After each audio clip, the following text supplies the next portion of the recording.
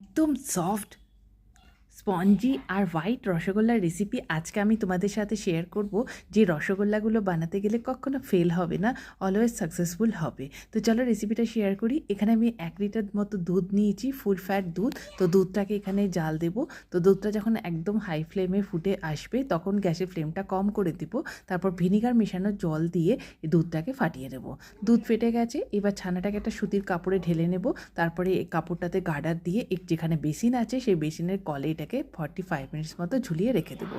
এরপর 45 মিনিটস পর একটা প্লেট নিয়েছি, বড় প্লেট, তাতে ছানাটা নেব। তারপরে হাতের যে তালুটা আছে সেইটা দিয়ে ভালো করে ঠিক এইভাবে টেনে টেনে এটাকে মাখতে হবে। প্রায় 5 থেকে 6 মিনিট মতো আমি এইভাবে মাখবো। তারপরে 2 চামচ মতো এখানে ময়দা দেব। ময়দা দিয়ে আবারও এটাকে 5 থেকে 6 মিনিট ওই একই সেম প্রসেসেই মাখতে থাকবো। দেখবে মাখতে মাখতে এটা একদম স্মুথ টেক্সচার হয়ে যায়। এবার দেখো ছোটো ছোটো করে লই বানিয়ে নেবো আমি, যাতে করে প্রত্যেকটা রসগোল্লার সাইজ একই রকম হয়, সেই জন্যই আগে আমি এই লইগুলোকে বানিয়ে নেব। এবারে দেখো ডান হাতে আলতোভাবে এটাকে চেপে চেপে বলগুলোকে চেপে চেপে নেব। তারপর কিন্তু 2 হাতে তালু দিয়ে এটাকে রাউন্ড রাউন্ড করে নেব। এইভাবে যদি ডান হাতে আলতোভাবে চেপে নাও, তারপরে যদি 2 হাতে তালু দিয়ে রাউন্ড করো, তাহলে কিন্তু রসগোল্লাগুলো খুব স্মুথ হয় আর গোল হয়, রসে দেওয়ার পর ভেঙে যাবে না। তো আমার এখানে 16টা রসগোল্লা রেডি হয়েছে। এবারে চিনির রসটা রেডি করব। তো এখানে আমি 1 বাটি মতো চিনি নিয়েছি। যতটা চিনি নিয়েছি তার একটুখানি বেশি জল নিয়েছি, খুব বেশি নয়, মানে 1 বাটির একটু কম যদি চিনি নিয়েছি তাহলে 1 বাটি ভর্তি জল নিয়েছি। আর আরও হাফ বাটির মতো জল আমি রেখেছি। এবারে দেখো চিনিটা যে মেল্ট হয়ে যাবে তখন কিন্তু রসগোল্লাগুলো ছেড়ে দেবো। এবার হাই আঁচ করে দেবো 5 থেকে 6 মিনিট মতো, তারপর ঢাকা দেবো।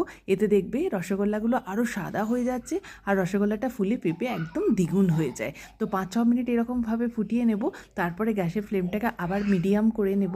তো এই সময় যদি একবার করে কিন্তু নেড়ে নিতে হবে চামচ দিয়ে। তো এই সময় যদি এইভাবে তুমি আরও 5-6 মিনিট করবে, তো টোটাল তোমার 10 মিনিট করার পর যদি দেখো যে চিনির শিরাটা একটু গাঢ় হয়ে গেছে, তখন এইভাবে আমি যেভাবে দিলাম সেইভাবে জলে ছিটা দিতে হবে, যেটা আমি হাফ বাটি মতো জল রেখেছিলাম আরও এক্সট্রা, সেই জলটা। তো এইভাবে দেবে। তো টোটাল 15 থেকে 16 মিনিট লেগেছিলো আমার রসগোল্লাটা হতে। যখন দেখবে এই রসগোল্লার কালারটা একটু ট্রান্সপারেন্ট হয়েছে ঠিক এইরকম, তখন কিন্তু গ্যাসের ফ্লেমটা অফ করে দেবো। তারপরে আরও 5-6 মিনিট একদম ঢাকা দিয়ে রেখে দেবো গ্যাসের ফ্লেমটা অফ করে দেওয়ার পর। তো দেখো আমি এখন রসগোল্লাটা কিন্তু ঠান্ডা হয়ে গেছে। একটা রসগোল্লা আমি তোমাদেরকে কেটে দেখাচ্ছি কতটা জুসি হয়েছে আর কতটা সফট, আর খেতেও দুর্দান্ত হয়েছিল। তো আশা করি রেসিপিটা তোমাদের ভালো লেগেছে। তো যদি ভালো লাগে তাহলে একটা লাইক করো। নমস্কার।